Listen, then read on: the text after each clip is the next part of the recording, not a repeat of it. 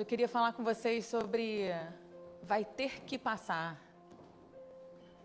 Olha para a pessoa do seu lado e fala, vai ter que passar. Não, gente, declara com autoridade. Você já declarou, né? A declaração é um ato de manifestação de vontade e no direito a vontade faz lei entre as partes. Então você já falou que você vai ter que passar. Só que tinha uma coisa antes, é você vai ter que passar. Você vai ter que passar. A gente passa por coisas na nossa vida e a gente está sempre querendo que Deus nos livre. Ai, Senhor, faz isso passar rápido. Senhor, tira esse sofrimento. Senhor, abrevia esse meu momento de dor. Não é assim? Senhor, acaba com isso agora. Mas tem coisas que Deus precisa que a gente passe por elas. Por isso que eu falei, vai ter que passar. Vamos pegar as Bíblias, por gentileza, e vamos abrir lá em Isaías, no capítulo 43.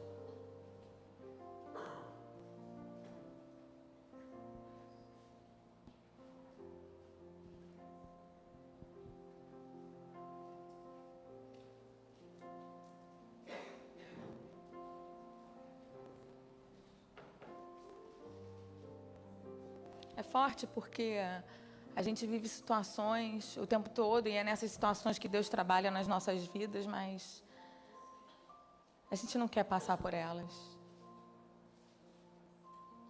E a gente vai aprender mais uma das coisas da forma, Isaías 43, de como Deus trabalha muitas vezes na nossa vida. Amém? Isaías 43, versículo 2. Quando passares... Está todo mundo? Está todo mundo aqui atrás, né? Tem o bicho preguiça, sabia que cristão é preguiçoso? Tem preguiça, dizer, porque é pesado fazer aquela coisa assim na folha. Vamos lá. Quando passares pelas... Estarei contigo, e quando pelos rios, eles não te... Quando passares pelo fogo, não te queimarás, e nem a chama arderá em ti. Então você lá nas suas orações, só pensa e só lembra da parte da água, da parte do rio, da parte do fogo. Mas você não lembra que o Senhor está falando, quando passares pelas águas, quando você passar pelo rio, você não vai afundar. E muitas vezes o nosso compromisso com o Senhor, ele só dura até que a dor chegue. E quando essa dor chega, a gente quer, fugir. A gente quer sair correndo daquilo. E não esperar que a força de Deus possa atuar na nossa vida e nos ajudar a passar por aquilo, entende? Na nossa natureza humana, a gente quer fugir. A gente vê um sofrimento e a gente sofre. E a gente nem sempre tem a tranquilidade de esperar que Deus vai atuar e que Ele vai segurar a sua mão no momento em que você estiver passando por aquela água. Você não espera que Deus não vai deixar que você afunde, que Ele vai te sustentar quando você estiver naquele rio. E a gente passa por muitos rios. A gente passa por fogo. Isso faz parte da nossa vida, entende? E vamos lá no Novo Testamento. Ver o que aconteceu com Jesus e com os seus discípulos no barco. Lucas, capítulo 8.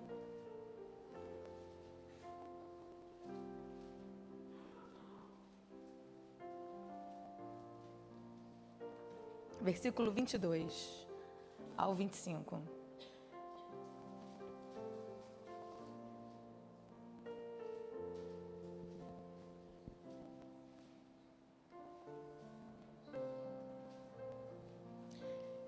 E aconteceu que, num daqueles dias, entrou no barco... Quem entrou no barco? Entrou no barco com os seus discípulos e disse-lhes... O que ele disse? Tudo certo? Passemos para outra banda do largo. Já estava determinado. A gente vai entrar aqui e a gente vai passar ali para o outro lado. E partiram. E navegando eles, adormeceu. Quem que adormeceu? Gente, Jesus adormeceu? Como assim? Não, gente, Jesus adormeceu mesmo. Tá tudo bem ele adormecer, ok? Tá tudo bem ele adormecer. Dormia, ele comia, ele sentia fome, sentia sede, todas essas coisas que a gente sente. Não, Jesus não adormeceu. Não, adormeceu sim, Jesus adormeceu. E sobreveio uma tempestade de vento no lago, e o barco enchia-se de água, estando eles em... E chegando-se a ele, o despertaram dizendo, mestre, mestre, estamos perecendo. Era assim? Devia ser assim? Não, né? Estava entrando água no barco. Jesus estava lá fazendo o quê? Dormindo, não fazia nada. Os discípulos ficaram desesperados, foram lá sacudir Jesus. Mestre, estamos perecendo. E ele, levantando-se, o que ele fez? Repreendeu o vento e a fúria da água. E cessaram e fez a... E disse-lhe, onde está a vossa fé? E eles, temendo, maravilharam-se, dizendo uns aos outros, quem é este que até os ventos e a água manda e lhe obedecem? Em outros trechos fala que Jesus levantou e falou, homens de pequena fé. Jesus devia ter ficado mal-humorado, né? Ele estava querendo dormir um pouquinho. Você não fica mal-humorado quando você quer dormir um pouquinho e alguém te acorda no meio da tarde? Fica mal-humoradinho, né? Mas não foi isso, não. Mas vamos lá, vamos ver o contexto e eu vou explicar para vocês. Ali eles estavam no Mar da Galileia, que na realidade era um grande lago, mas se chamava Mar da Galileia. E até hoje, esse local é um cenário de muitas tempestades repentinas. E diz que essas tempestades podem fazer ondas de até 6 metros. Gente, uma onda de 6 metros é uma coisa pequena? Imagina você no barco. Se você estivesse na praia com uma onda de 6 metros, você já está morrendo de medo. Imagina você no barco, o Jesus dormindo, e aí começa aquelas ondas enormes. Os discípulos tinham razão. Coitado. Como é que eles vão fazer com aquela onda de 6 metros, Jesus dormindo, fazendo nada? Aquele momento de estresse absoluto. Mas sabe por quê que Jesus falou, onde está a vossa fé? Vocês lembram o que Jesus declarou no início da passagem? O que ele declarou? Lá no 22. Jesus já tinha determinado, passemos para outra banda do lago. Jesus era o mestre. Jesus já tinha declarado o que ia acontecer. Já tinha orientado, já tinha dito, olha só, a gente vai sair daqui e a gente vai passar para onde? Quando ele está falando, onde está a vossa fé? Ele está falando disso. Porque se Jesus falou para eles que eles iam passar, nada podia impedi-los. Nem onda de 6 metros, nem tubarão, nem nada. Bem que lago não tem tubarão, né, gente? Pelo amor de Deus, gente, vocês precisam se levantar. Quando Jesus fala isso para eles, é disso que ele está falando. Então, quando a gente está vivendo situações na nossa vida, não tenha medo de que o seu barco vai virar. Ainda que ele vire, você vai chegar do outro lado, porque Jesus falou, você vai chegar do outro lado. Então, a maior preocupação dos discípulos não tinha que ser o mar, não tinha que ser o vento, tinha que ser se Jesus estava ou não naquele barco. Quando você estiver vivendo uma situação na sua vida, olhe em volta e vê se Jesus está perto de você.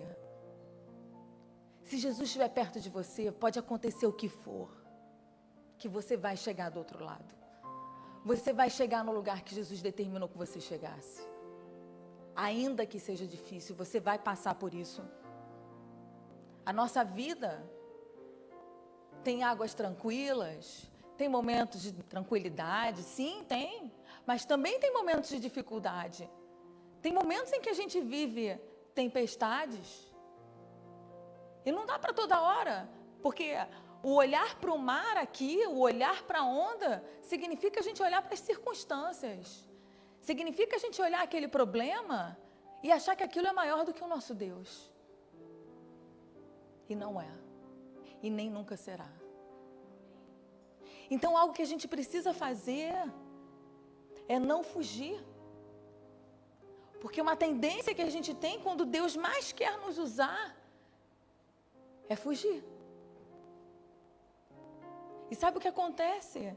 A gente fica tão preso ao nosso problema e a gente queria tanto que Deus nos libertasse, mas é justamente no momento em que a gente está passando por esse problema, vivendo esse problema, é que Deus está te libertando. É no curso disso que Deus está te libertando. É nesse lugar que Deus está te fortalecendo, não é em outro. Deus quer fazer de nós pessoas fortes, pessoas que aguentam o tranco. Porque senão toda e qualquer coisa, todo e qualquer vento, qualquer soprinho, é capaz de fazer a gente cair. E vamos lá em Daniel 3. Vamos falar sobre Nabucodonosor. Quem já ouviu falar em Nabucodonosor? Nabucodonosor. Anos de treinamento para falar isso rápido. Mas você consegue. É só ficar treinando na frente do espelho em casa. Nabucodonosor. Nabucodonosor, ele tinha um pequeno problema de orgulho, uma coisa bem pequena, uma coisa bem assim, quase imperceptível. Daniel 3.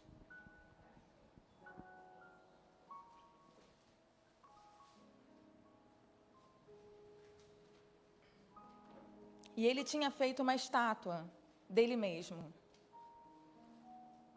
Era uma pequena estátua de em torno de 27 metros de altura e 2,70 de largura. Era uma coisa pequena, que quase não se via à distância. Uma pessoa com problema de ego, né?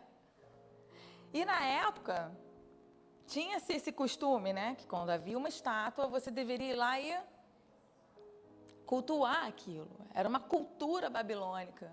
Você fazia essa adoração a imagens. E aí, o que ele combinou com todo mundo e determinou que fosse assim? Cada vez que uma buzina lá tocasse, todo mundo deveria parar e adorar a imagem. Tocou a buzina, você tinha que ir lá parar e virar na direção daquela pequena imagem e adorá-la. E aí ele ainda determinou que quem não fizesse aquilo ia ser lançado num fogo de forno ardente. Esse fogo de forno ardente não era qualquer forninho, não, onde você faz uma comidinha, esquenta a lasanha da Rose. Não, era um forno bem grande, era um forno daqueles industriais, que provavelmente eles usavam para assar os tijolos e para fundir metais na época. Era uma coisa bem grandinha. Só que tinha lá também, nesse mesmo contexto, quem sabe, 3 nomes super fáceis. Sadraque, Mesaque e Abednego. Lindos nomes, né? Sadraque, Mesaque e Abednego. E eles haviam se determinado a nunca adorar outros ídolos. Eles tinham essa determinação. Eles não sabiam se eles iam ser ou não livrados daquilo, mas eles estavam certos de que eles nunca adorariam outros deuses. E aí, Nabucodonosor ouviu dizer que tinham essas 3 pessoas que faziam aquilo, e como ele tinha esse leve problema de orgulho, ele ficou bastante aborrecido. E nesse aborrecimento ele mandou chamá-los. E ele ainda fala assim: quem é o Deus que vos poderá livrar das minhas mãos? Olha o desafio. Olha o desafio. Quanto mais o inimigo desafia Deus, mais ele deve ficar lá em cima assim, agora. Vamos lá, Daniel 3:16. Então, Nabucodonosor chegou e falou isso para eles. Quem é o Deus que vai livrar vocês das minhas mãos? Não era da mão do fogo, não era das minhas mãos. E ele fala assim, ó, Responderam Sadraque, Mesaque e Abednego e disseram ao rei Nabucodonosor: não necessitamos de te responder sobre este negócio. Olha só, eles estavam na frente do Nabucodonosor, aquele mesmo cara do ego poderoso. Olha só, não tem que responder isso para você, né? Dá licença. Eis que o nosso Deus, a quem nós servimos, é quem nos pode livrar. Ele nos livrará do forno de fogo ardente e da tua, ó rei. E se não, fica sabendo, ó rei, que não serviremos a teus deuses, nem adoraremos a estátua de ouro que levantaste. Eles estavam sendo pressionados a negar a Deus naquele momento. Eles estavam sendo pressionados. Imagina, diante de Nabucodonosor, diante daquela ameaça. E eles falam para ele: eu não vou negar o Deus a quem eu sirvo. Eu vou continuar a ser fiel, sem me importar o que aconteça. Mas aqui o que acontece aqui? Muitas vezes, aí você pensa assim, isso acontecia com eles lá, né? Com Sadraque, Mesaque e Abednego. Isso não acontece comigo. Toda hora nós somos tentados a negarmos a nossa fé. Toda hora. Seja pelo medo da gente não conseguir, seja pelo medo de falhar, seja pelo medo do que as pessoas vão pensar da gente. O tempo todo nós somos acometidos por um medo. E no momento em que você está tendo esse medo, é como se você estivesse tendo mais fé no que o inimigo está falando na sua cabeça do que nas promessas de Deus. Quando você tem medo, você está reverenciando o inimigo. Você está dando força para ele. Ser covarde não é ter medo. Ser covarde é não enfrentar o seu medo. E o tempo todo, é isso que o inimigo faz. O tempo todo, ele quer fazer com que a gente fique preso ali. Entende o que eu estou falando? Quem é preso no medo? Quem se sente preso no medo? Você tem medo de tentar novas coisas? Você tem medo de pedir desculpas? Você tem medo do novo de Deus? Você tem medo de que aquilo não vai acontecer? Você tem medo de ficar doente? Tem medo de ser curado? E cada um desses medos, eles vão prendendo você num lugar onde Deus não quer que você fique preso. Esses medos nos acorrentam e às vezes a gente nem percebe isso. Sabe quando você acha que você não tem nem o direito de ser feliz? Você já sofreu tanto. Tem pessoas que têm medo da felicidade. Porque você já está tão acostumado àquele sofrimento, está tão acostumado que as coisas não deem certo. E a gente precisa entender a quem que a gente tem que reverenciar. Quando esse medo está te dominando, quando esse medo está te impedindo, você está reverenciando o inimigo na sua vida. Parece duro ouvir isso, mas essa é a verdade. Porque Deus, Ele quer atuar, Ele quer que você chegue do outro lado. Ele não quer que você se acovarde diante das situações, entende? Mas o tempo todo, e às vezes a gente tem tanto medo, que a gente nem deixa o Espírito Santo falar no nosso coração. Às vezes a gente tem tanto medo. Vai, tenta novas coisas, muda, se levanta, não aceita a mornidão. Faça algo diferente a cada dia. Não se permita acordar e dormir da mesma forma. Não se permita ser acorrentado por esse medo há tantos anos. Há quantos anos você faz as mesmas coisas e tem os mesmos hábitos? E vive os mesmos frutos? Porque a mesma atitude, ela gera sempre o quê? O mesmo resultado. Você já ousou fazer algo diferente? Já ousou comer algo diferente? Comer de forma diferente? Pensar de forma diferente? Mas a primeira coisa que a gente precisa encarar, e a gente só procura o médico quando a gente vê que a gente não está bem, né?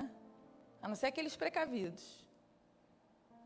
Mas a primeira coisa que a gente precisa encarar é que a gente tem esse problema. Eu tenho esse medo. Esse medo aqui, ele me aprisiona. Esse medo aqui não faz com que eu saia do lugar. Esse medo aqui não faz com que eu queira o melhor de Deus para mim.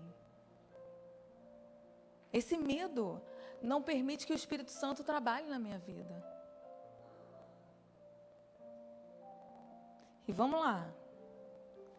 A gente precisa, tem que chegar um momento em que a gente tem que declarar para o inimigo: chega.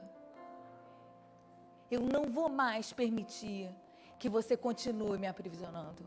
Eu não vou mais, isso não vai mais acontecer. Eu vou tomar posse da minha vida agora. E vai ser o Senhor que vai me guiar e não mais o meu medo. E não mais a minha sensação de fracasso. E isso é um ato que só você pode fazer. Não é nada que alguém possa fazer por nós. Por toda a pregação que você escute, por toda a palavra que você leia, por todo o seu entendimento de versículos bíblicos. Essa é uma decisão que só você pode tomar. E voltando aqui ao ataque de ego de Nabucodonosor, ele vendo aquilo, sabe o que ele fez? Ele mandou esquentar a fornalha. Quantas vezes mais? Alguém sabe? 7 vezes mais. Devia estar bem quente, né? Continuando lá no 21. Então, aqueles homens foram atados com as suas capas e os seus calções e os seus chapéus e suas vestes e foram lançados dentro do forno de fogo ardente. E porque a palavra do rei apertava e o forno estava sobremaneira quente, a chama matou aqueles homens que levantaram a Sadraque, Mesaque e Abednego. Até o soldado que foi jogá-los morreu, de tão quente que estava. Esses 3 homens, Sadraque, Mesaque e Abednego, caíram o quê? Atados dentro do forno de fogo ardente. Além de tudo, eles estavam amarrados. Deixa eu amarrar aqui, porque vai que, né? E vamos lá, continuando, no 24. Então, o rei Nabucodonosor se espantou e se levantou depressa e falou e disse aos seus capitães: não lançamos nós 3 homens atados dentro do fogo? Responderam e disseram ao rei: é verdade, ó rei. Respondeu e disse: eu, porém, vejo 4 homens soltos que andam passeando dentro do fogo, desfilando lá dentro. E nada há de lesão neles. E o aspecto do quarto é o quê? Que lindo, né? Quando Deus se manifesta, até o ímpio enxerga a manifestação dele. Nabucodonosor olhou e falou: olha só, tem alguma coisa de sobrenatural aqui. Primeiro que eles estão andando, e segundo que aquele 4º homem, olha, é semelhante ao Filho dos deuses, Jesus de Nazaré. O que acontece aqui? Eles não foram libertos antes. Entende? Não teve um anjo que desceu antes e deu um soco na cara de Nabucodonosor e jogou Nabucodonosor para o lado? Não foi nada disso. Eles foram lançados na fornalha, mas sabe o que? Eles foram confortados na fornalha. E o mais interessante é que aquilo que se queimou, e a única coisa que se queimou neles, foram as cordas. E aquelas cordas eram as cordas de Nabucodonosor. A única coisa que Deus quer queimar em você é aquilo que te prende. Ele não se importa se são 7 vezes mais, se o fogo está muito quente, se a circunstância é muito difícil. Nada disso importa. E Ele vai queimar aquilo que está prendendo você, em nome de Jesus. E o que a gente precisa entender é que a gente tem que permanecer firme na nossa fé. Em nenhum momento eles negaram a fé deles. Eles pouco se importaram com aquilo que ia acontecer. Mas a gente precisa entender que determinados sofrimentos e determinadas coisas que acontecem na nossa vida, a gente vai ter que passar. Porque Deus quer que você aprenda a lidar com aquilo.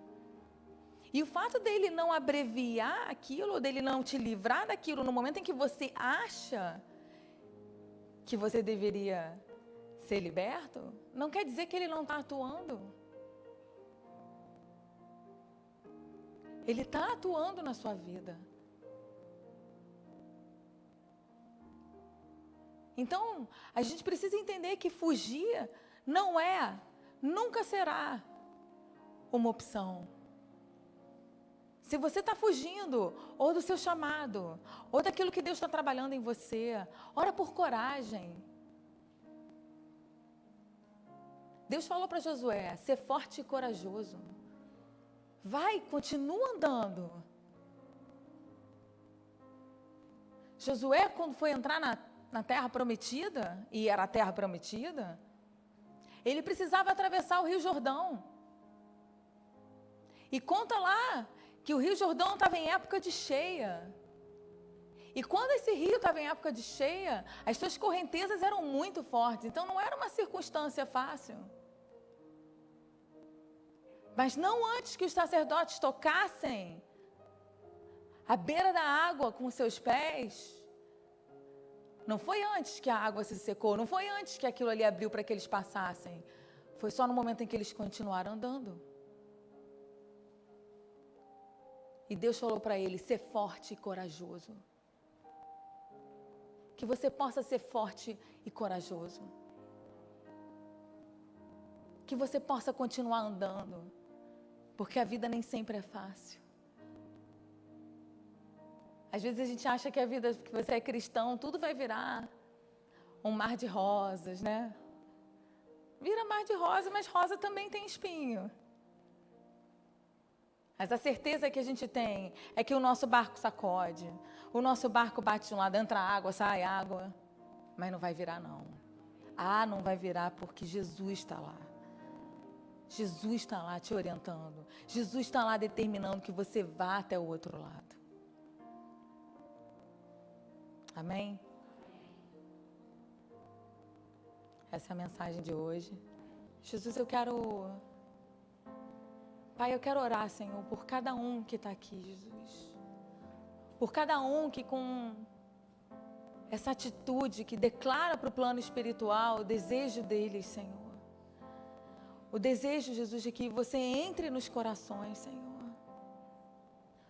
Seja o desejo, Senhor, de uma nova conversão, Senhor. De uma renovação de conversão, Senhor. Pai, eu oro, Senhor, que você atue, Senhor, na vida de cada um aqui, Pai. Jesus, que o chamado no coração deles, Senhor, possa ser reaquecido, Senhor. Jesus, que cada vez mais a voz do seu Espírito, Senhor, seja audível, Senhor. Pai, os que estão aqui diante de Ti, Senhor, diante do Teu altar, Senhor, encha o coração deles de fé, Senhor. Cubra, Senhor, o pensamento deles com o Seu Espírito, Senhor. Jesus, que cada um aqui, Senhor, possa diminuir, que Tu possas crescer, Senhor. Que eles possam ser luz, Senhor, onde quer que eles estejam, Senhor. Porque nós não podemos esconder a Sua luz, Senhor. Nós não podemos esconder a Sua luz quando ela está dentro de nós, Senhor. Então, Jesus, eu oro, Senhor, que cada um que está aqui, Senhor, possa sair renovado, Senhor. Possa sair com coragem, Jesus, para enfrentar tudo que seja colocado diante deles, Senhor. Que como Davi, Senhor, eles possam sair na direção dos gigantes, Senhor, declarando que o poder é teu, Senhor. Em nome de Jesus, Senhor.